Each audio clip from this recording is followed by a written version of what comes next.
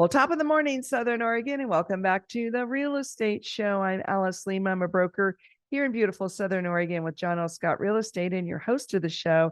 And today we're going to welcome Guy Giles from Mutual Mortgage into the studio in just a little bit.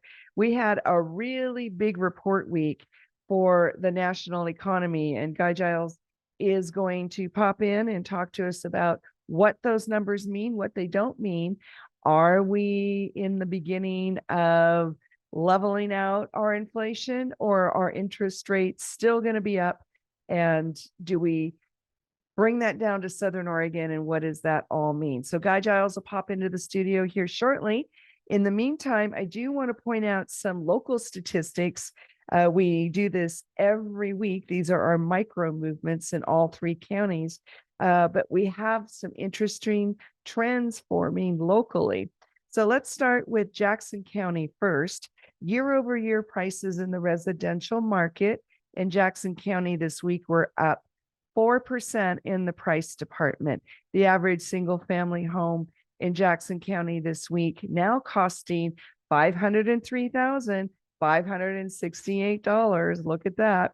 The number of sold year over year in Jackson County residential are down 20%. We're still having inventory problems, but they're getting better. We had 40 closings on SOMLS in the residential market in Jackson County this week. The number of listings year over year in Jackson County were up 15%. This is so exciting. We had 753 active listings on SOMLS this week in the residential markets. Congratulations, Jackson County. Josephine County prices year over year were neutral. They didn't really go up much. They didn't go down much enough to track. So the average single family home in Josephine County this week priced $413,000 even. Number of sold year over year in Josephine County were up 14% this week. We had 8 closings in SOMLS residential in Josephine County this week. Number of listings in Josephine County were up 14% this week. Congratulations, Josephine County. We still have more to go, but this week we have 343 active listings in the residential market, Josephine County, on SOMLS. Congratulations, Josephine County. Klamath County prices year over year were up 13%. Klamath County lately has been our star. The average single family home in Klamath County this week costing $309,580. The number of solds, however, year over year in Klamath County were down 9%. Again, it's inventory. We only had 10 closings on SOMLS in the residential markets in Klamath County this week. The number of listings, however, in Klamath County were up 13%. That's just great news.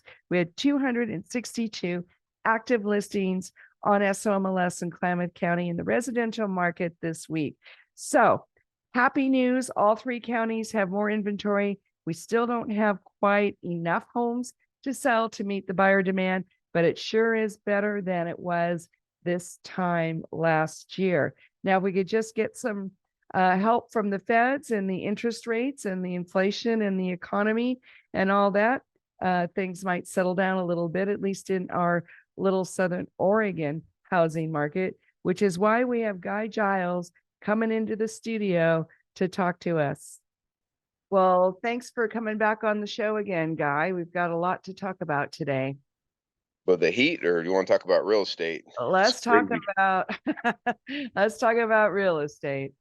Well, sounds good to me. We're finally seeing some of the stuff I've been talking about for a little while. The CPI numbers came in a lot better than we've actually had them come in a little while. So we saw mortgage-backed securities, which, again, in case we have new listeners, I always try to say the Fed doesn't really control our rates, but both of what we trade on and the Fed look at inflation as, what things are going to cost, basically, just the cost of money. So we trade on what are called the mortgage-backed securities.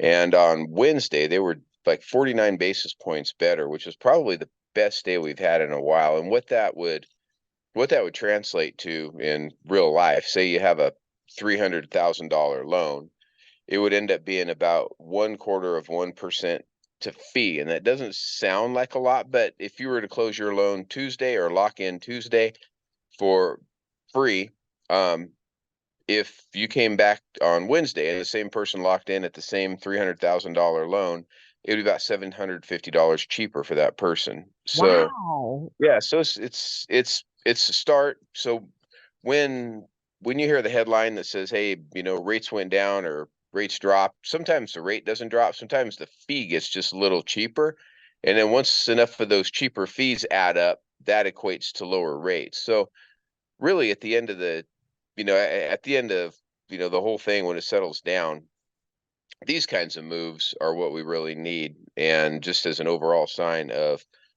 inflation overall. And those numbers could be broke down a lot more, even as far as just as far as what's causing the inflation at this point, because I think that's part of what the whole story is.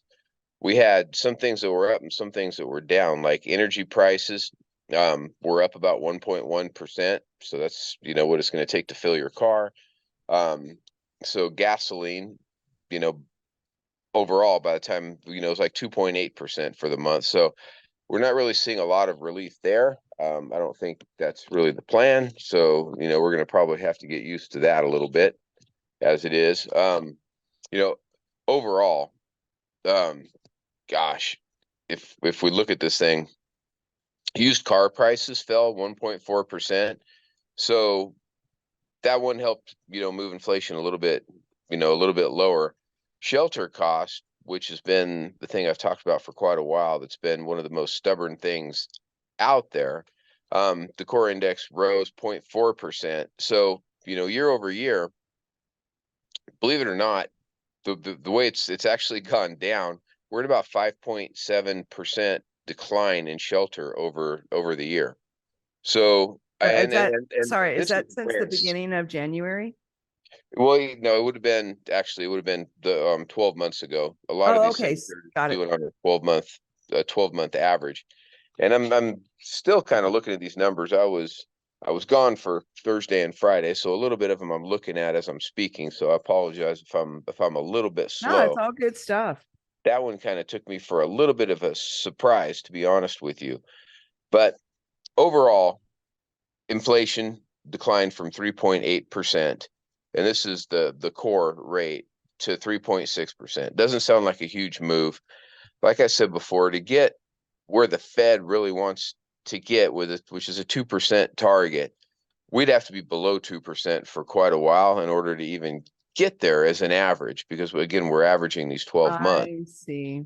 So they're starting to look at a couple of different things, and the jobless numbers, things like that, the unemployment rate, I think could be one of the catalysts that could change it, to where they would lower them without that 2% target.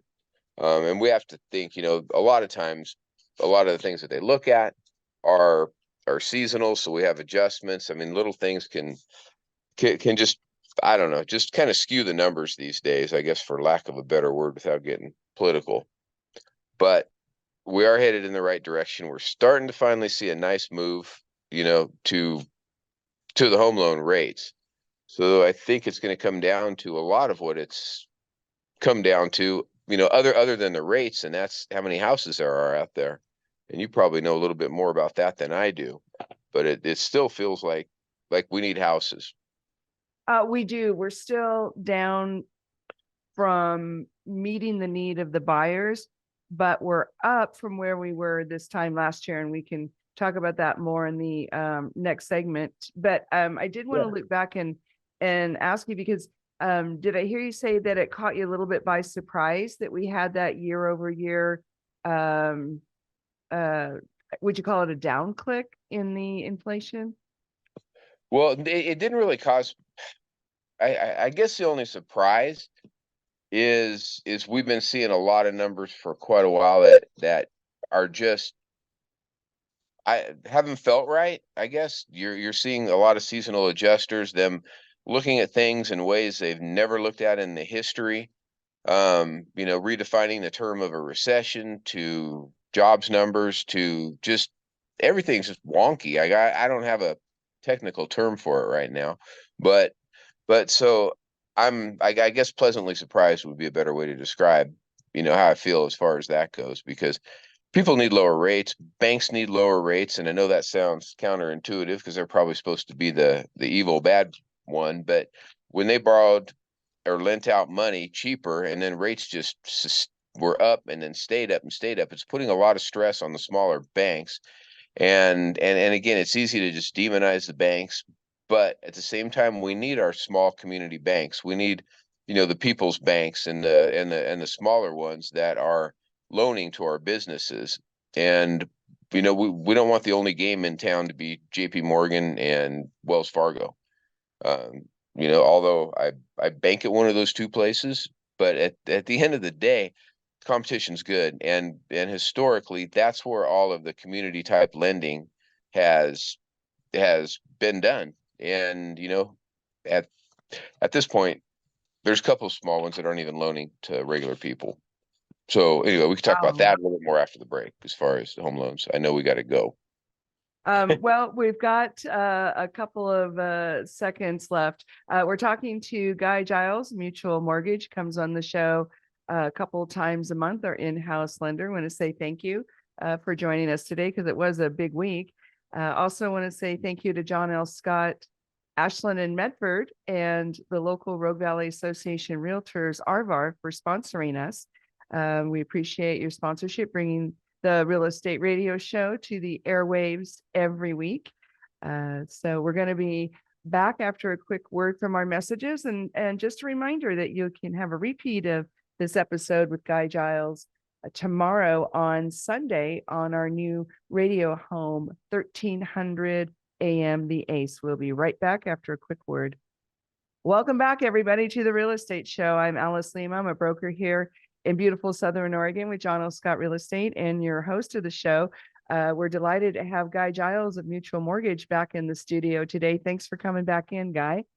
Hey, thank you. I probably should go back and talk a little bit that shelter cost.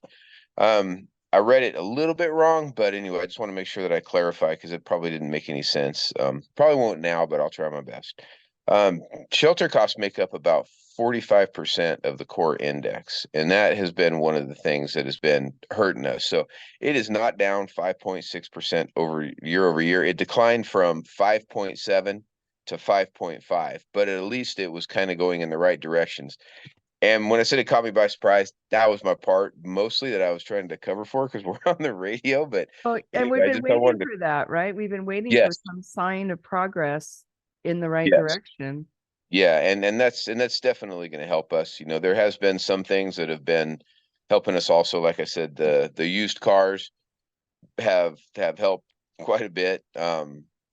Energy prices are not our friend right now. Like I said, that's just not helping. But month over month, overall inflation was just 0.3%, which is cooler, than what they estimated at about 4%. So hopefully you understood that and we can move on to Yeah, maybe a no, little bit different news. well, and it's a very interesting thing to be tracking as often as we track it, because you and I are waiting for the opportunity to see if we have a trend happening, a new trend. Yes. Yeah. Yeah. And so And that's why it's exciting that we could talk about it today, even though it was a minor adjustment down.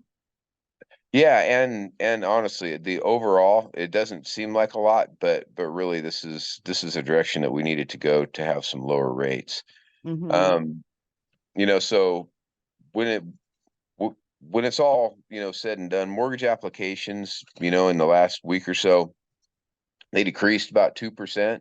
They went up. But no, decreased. Oh, they went down. So Okay. yeah. And so, applications are a little bit down year over year, but this is the kind of news that when it comes out, we get daily calls when something comes in great or something doesn't come in great. It just depends on how people take it. And I really do believe this is a better overall trend.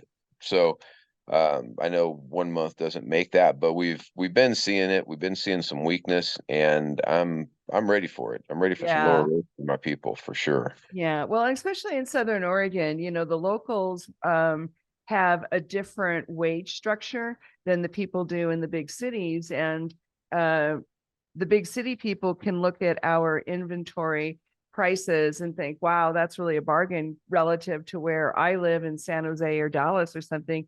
But really, the locals kind of struggle. And so having a lower interest rate can make the difference between getting a home and not getting a home. It can. Every now and then I'll go back and, just kind of do the math and say, hey, look, if it was, and let's face it, I mean, as nice as it would be to have 2.6% rates again, the payment's up quite a bit from where that is. But if we look at what houses are worth compared to, you know, just compared to where they were a couple years ago, it's definitely still worth it. And I still think that statistic's true, where if you own your house, you have 40 times, and this is just an average, 40 times the wealth of somebody that never bought a house. And that's something to leave to your kids or to have a nest egg when you're a little bit older. And it's just part of your portfolio, not the whole thing. I was talking to an older millennial yesterday who bought a home. It was before COVID, so it was probably 8 years now, and their house is almost doubled. And it was interesting because at the time, I remembered they got their house for 175 or 185, something like that.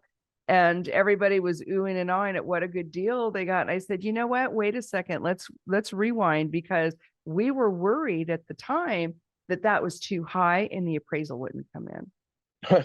And that's the part people forget when we're looking backwards. Yeah, the prices have gone up. There's a lot of equity, especially for those folks who bought more than 5 years ago. But at the same time, you got to remember what the environment was like in the moment. No, it's true. And I'm a little bit biased, I guess, because I'm always working with the buyers. So I always think if it comes in lower, it's going to be difficult unless that house has 5 cash buyers behind it. Once you get your appraisal in, if it comes in a little lower, Oh, it's a good thing for the buyer. yeah, especially like even right now, if a house was to come in a little bit lower, think about everything that was written into the contracts just a couple years ago. Oh, if it comes in higher, you still have to pay the difference. And we found creative ways to get around that, and it was still probably a good idea for people to buy, but I never liked seeing somebody pay more than something was worth right then. But Well, that frenzy is really stressful on everybody. I know, and I think there's enough pent up demand that if we get, a 0.5% or a point lower in rate, that it may not be that crazy, but I think it's gonna go. I think it's gonna go again. I mean, I don't think, I know it will. There's lots Really? of people. Yes, there's tons that are ready to go.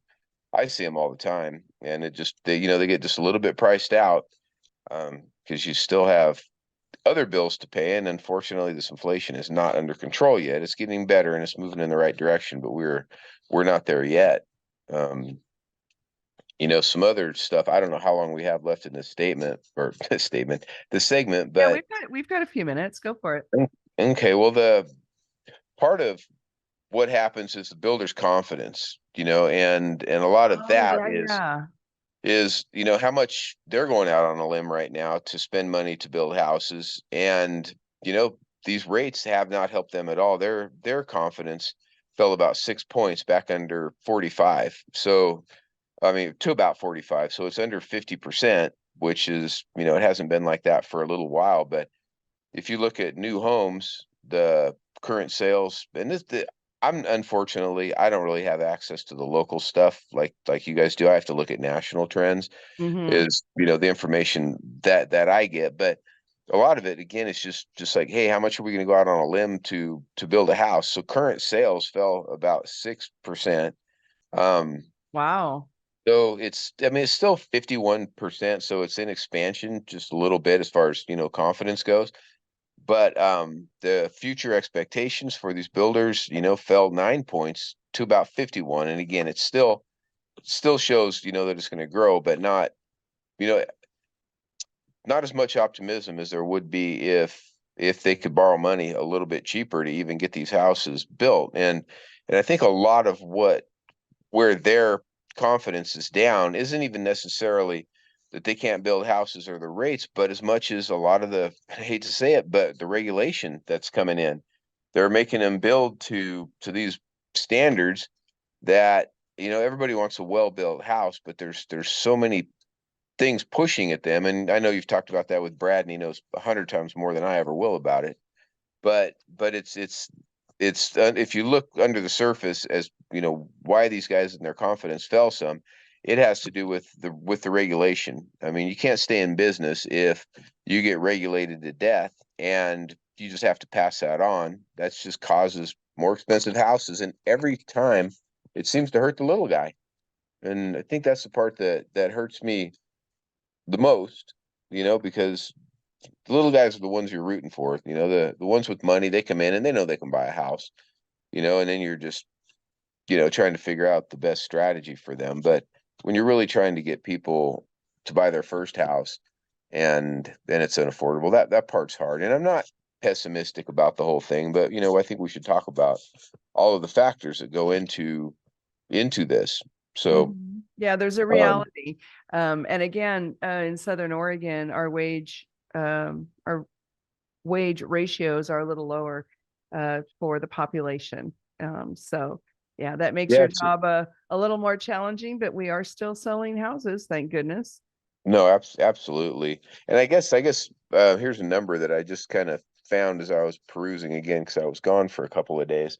There were 329,000 multifamily starts, and that was kind of the lowest since 2017. And they had a record high during COVID where there was 934,000 multi-unit under construction. So that's like a third of where that is. So I don't know So what that means for multifamily, sure. with that would be more the rental market. Yes. Yeah. Yeah. I So mean, you're I saying that's subsiding a little bit. They're not building as many right now it doesn't feel rental. like that around here because there's so many apartments and so many things going up. But that's what the data is saying anyway. Well, but So everything takes so long in Oregon. It's like when people say, look at all this construction, I go, it's probably been 9 years in the works. that's true. That is true. Started building in the 80s or something. Exactly. We're talking to Guy Giles from Mutual Mortgage. Our in-house lender comes on the show every couple of weeks or so. We had a really big report week financially with the consumer price index, some inflation numbers.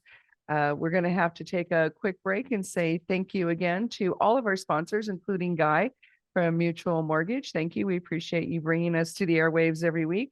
John L. Scott, Ashland, and Medford, and our local Rogue Valley Association of Realtors, RVAR. We bring the listening audience educational show every week, and we are very appreciative. Stay tuned for more of Guy Giles. We'll be right back. Well, hey, Southern Oregon, welcome back to the Real Estate Show. Just a quick reminder, this show will be aired again tomorrow, Sunday at 8 a.m. on our new radio home, The Ace, 1300 a.m. Very, very happy to be here. And so you can hear Guy Giles all over again, talking about the important financial reports nationally that came out this week.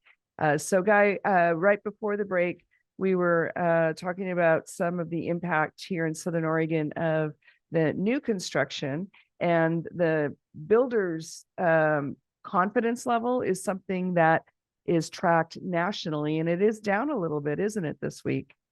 It is. And the funniest part is, now that we're getting some of this cooler, CPI, maybe next week they're all excited, or next month. So, I mean, this stuff can change pretty quick.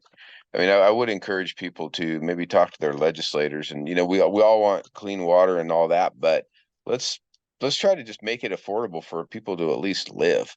And you're right. I think it is kind of the toughest state in the, It's one toughest of state. them. Yeah. So either way, they'll build houses, they'll figure out a way to do it. These contractors are pretty resilient, and we definitely do need some more houses. But I know you mentioned you wanted to go maybe a little deeper into the CPI. Yeah, that's the consumer price index. Yeah. And that does affect our housing market and the attitude of the buyers and sellers, what's going on with their wallets every month.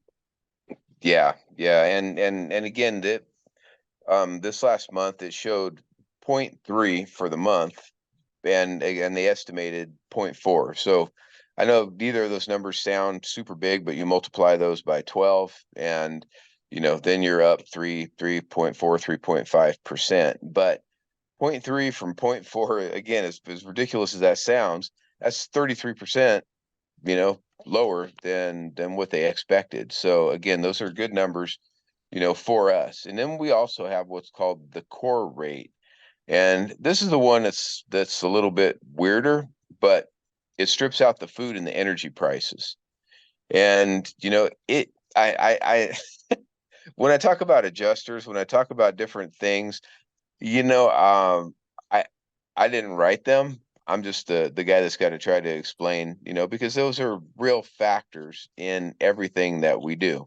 And the fuel prices, that cost, that goes into what it costs to get your, or pardon me, the energy prices go into what it costs to get your food out of the ground and to your table. So, they I don't blame just this administration. Everyone has been playing with the numbers forever, so there's equal blame there as far as that goes. Um, I don't Oh, really know where to go for there.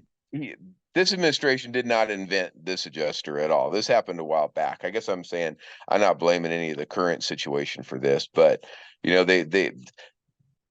it feels like they omit some things from some, and when they need that information to be good, then they can just use that omitted information, or they can just focus on it. Gives them more things to where they have a chance, if they need a good talking point, to be able to focus on one of these things rather than an overall, which I think we would all really like to have, yeah, well, but and some consistency, because it does make it hard for the average person to start tracking these things.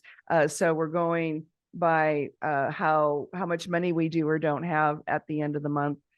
So the consumer price index is important, even though they're messing around with it, to at least hear these numbers, and the fact that it came in lower, even was just a by good thing. a smidge, was a good thing. So we're starting to see a little ray of hope here and there in these different national reports, and then we'll hopefully start seeing it locally.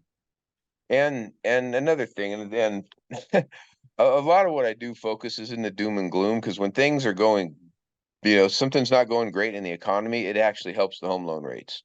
So at the end of the day, if I sound, excited that retail sales were lower than expected last month, it's because it's an overall, sign of maybe everything's finally slowing down and cooling off to the point where, the Fed could lower some rates, where we're going to see people overall, again, we trade on something different. So people are looking down, way down the road when they're buying the mortgage-backed securities, the ones that these are traded on.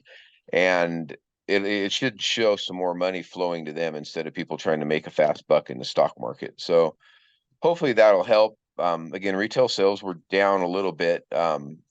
They were 0.7. They moved down to 0.6. And again, I know these numbers sound really small, but then when you add them all up at the end of the year, it actually helps as far as our side goes.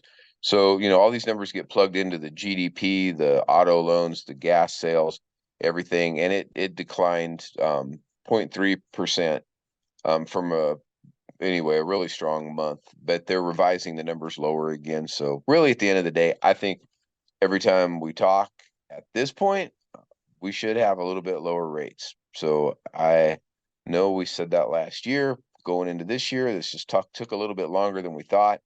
I think the Fed probably made some big mistakes when raising the rates, and they're trying not to do the same thing, lowering them.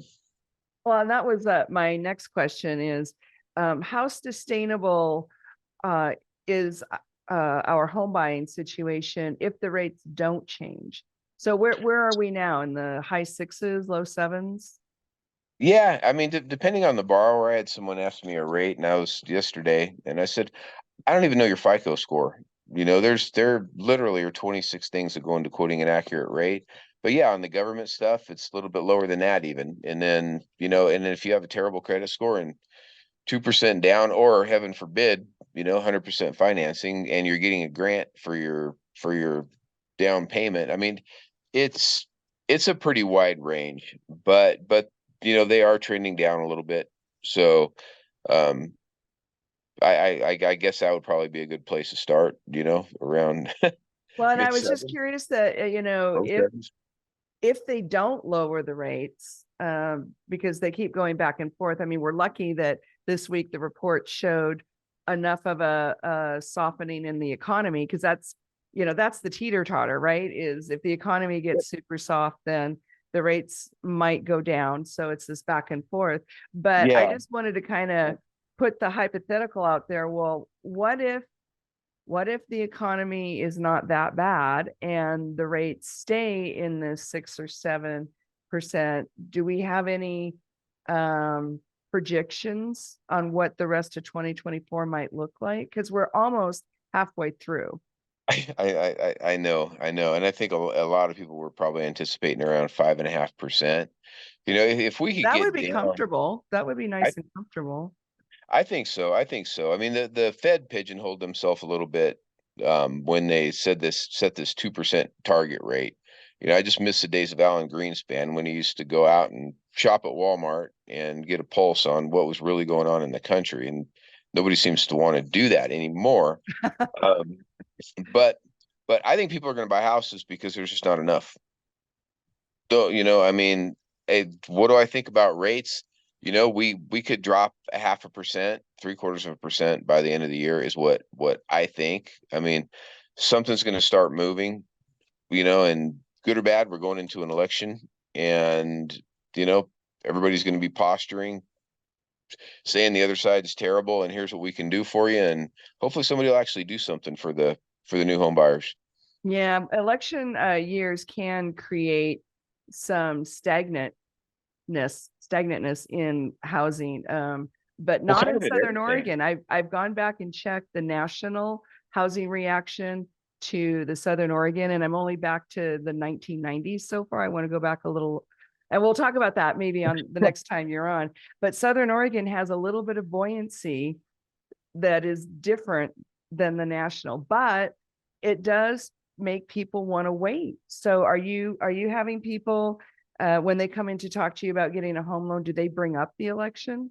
Because I'm not getting Not anybody a, talking about that right no, now. actually, they're not talking about the election, and I think you're right because you could go two complete different directions depending on who's elected, and it does make people a little bit stagnant because they don't want to make a mistake one way or the other. I think the people that are ready to buy are doing it, and the ones that are a little scared are just waiting for a little catalyst to get off the fence. But you're right, we are buffered down here. We saw that in the crash. At least how I observed it was Ashland and Jacksonville were kind of buffered from They were some of the the. last to go down and the first to come back up. Remember that? Yeah, yeah, and I think that's going to be the whole Jackson County, to be honest, because Really? yeah, I mean, it's going to obviously be a little bit higher price in both of those places, but there's no other place like this, Right. and this is where people want to go, and they will come. Yeah, we are a destination location, especially since COVID. Yes, yeah, and I do think that even if something happens, people are going to still come here. Yeah, and they're coming from all over. And then we also have our very strong, loyal local market. People that live here, just a lot of us just don't leave. Even if you do, you come back because you want to be near your family. Yes, exactly.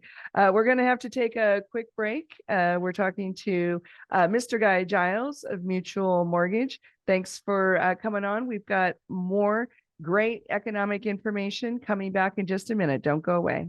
Well, welcome back to the Real Estate Show, folks. We've got Guy Giles in the house today from Mutual Mortgage. Had a really big national report week, and that was a lot of information to digest, Guy. What does that mean down to Southern Oregon? Because our prices are still a little all over the board. But for But the most part, they're down a little bit. How can a buyer take advantage of this unique opportunity before the prices go up too much again? I mean, the biggest thing is if you're on the fence, come in and let's talk. I had a gal thinking about moving up from, she said the desert, so I assume it's maybe way south down in California this week. And she's saying that she's going to buy about a year from now. And then we had a big conversation about the day that you want to buy, don't um you know don't come see me when you're in contract, I guess. Come see me when you're, so we can take a look. I heard the baby in the background, and I had a flashback to when I was young, and we were broke when we had a baby in the background. And so let's prepare you a little bit. Let's look at your credit scores. Let's look at, what those braces are going to cost, and just your overall picture. And if it's the right time, I'm telling people just to go ahead and do it now. I mean, Mhm. and I mean the right time. I mean, if they can afford it and they're going to do it, because you're able to negotiate a little bit. Yes, sellers are a little too proud of their houses, in my opinion. Right now they're still being really, really, really stubborn. Um, but you can get a little bit of a deal at the moment. And I'm just telling them, shop your rate later. Just get into your house, right now, So because what's interesting? I don't mean to interrupt, but I was out showing houses this week, and just around the corner in three different neighborhoods, I sold homes for almost 8% more 2 years ago. In just really, 2 years. Yeah, yeah. So we're talking not brand new construction, but newer construction, East Medford and Southwest Medford, almost a full 10% down. And I'm walking around going, well, good for those sellers who timed it. But you know what? It's what you just said. They moved when they wanted to move to make their life better. And so I said something to the buyers. I said, we never would have dreamed of getting a house of this quality for 415. yeah. And I asked them, just kind of wondering how long this little softness in the market will last. I think just up until they start getting the multiple offers again. Well, I it's mean, the interest rates, right? yeah, it's going to flip in just a second, and that 8% lower house price is definitely made up with the rates a little bit right now. But we look year over year, and what was it, like 5.4% as an average over the country? The houses actually went up last year. They did. And in Southern Oregon, we track it week to week. And it bounces around quite a bit, but it goes from neutral, sometimes all the way up into the 10%, just for the residential market, Yeah, for each of our three counties. so that's the conversation that I'm having with people. So say you bought that $400,000 house and it cost you $500 extra, a month. That's a lot. That's $6,000 extra you paid, but that house just went up $25,000. So the net to you, is still $19,000. And hopefully my math's on. I just kind of made that scenario up, but the numbers are real when it comes to that. And then you have that 420, $25,000 house that's going up the next year. So it's compounding, like, every year it's not just going up from that $400,000. Now it's going up from $425,000. And over the years, that's just a great way to build wealth. So Well, and that's you what get I'm to telling live in people. your own home during that time. But when we're out looking at houses year to year, it was an interesting moment to think, well, the same house would have been almost 450 a couple of years ago, and we sold them and it was fine. The interest rates were lower. So I wonder what the net impact is, because even if you have a lower rate, you're likely to have a higher price. So if you have a higher rate, then you're likely to have a lower price. So what are the chances it all comes out in the wash? Yeah, well, when I did the math a little while back, it was almost 9 years, where rates were there, and they were up from their lowest, but people were bidding 35, $40,000 more for a house, and it took them a lot of years to make up that money, Gotcha. and one thing that I've been doing for people is, just taking a look back, and it's just beyond the house being worth more money. You've paid down that house. You're writing off your Oh, tax. right. You Mm-hmm. have other things that are good. Yes, you might have had to buy a lawnmower that you wouldn't otherwise had to buy if your landlord had a landscaper. So it's give and take. But in the long run, you just don't see people buying houses and their net worth being lower down the road. Yeah, yeah. And But especially in Southern Oregon, like we talked about in the last segment, that our environment, all the wonderful outdoor life, and enough services to make our urbanness practical, but still a small town. It just doesn't get any better. I can't imagine living anywhere else. No, I still remember Sunday around here 30 years ago, 35 years ago, everything was closed. When Costco came, that was a big deal. Oh And no, something's open on Sunday. yeah, it was crazy. Had to drive. I'm not saying I ever drove down to California for a bottle of something that I couldn't get on a Sunday here, but that's been a lot of years since then. Well, and But I it's remember, still a pretty small town. I mean, you get 5 cars in front of you and you think, oh my gosh, it's traffic. yeah, you look at the calendar to see if everyone's Christmas shopping or something. Right? So yeah, it's it's Yeah. true. I met with an attorney this week, and he lives in the country, and he said he just assumes 30 minutes to get everywhere, which is way more than anybody else is going to spend to get there. But to live out rurally where he does and know that he can get anywhere in the valley within 30 minutes, Mhm. that's one traffic jam in Southern California. Yeah, and we also have 2 great hospitals and an international airport. I heard they're expanding that. I don't Yeah, know any of the details, but I saw something the other day. we should So have somebody come from the airport and talk about that. That could be really exciting and good for the growth of our community. I knew one guy, the old superintendent. I'll try to find out who I know down there. I don't Yeah, and if know. anybody from the airport is listening, we'd love to have you on the real estate show talking about what's happening next out there. The only one I feel like I really know well is the TSA. They pulled me aside a time or two, so a little close with some of those guys, but other than that, Yeah. um, So, Guy, if somebody wants to get a hold of you, we only have a few minutes left. Let's throw out your cell phone and your email. yeah. So it's 541-944-6987, and I'm happy to pick that up anytime, or Giles at mutualmortgage.com, and you can get a hold of me.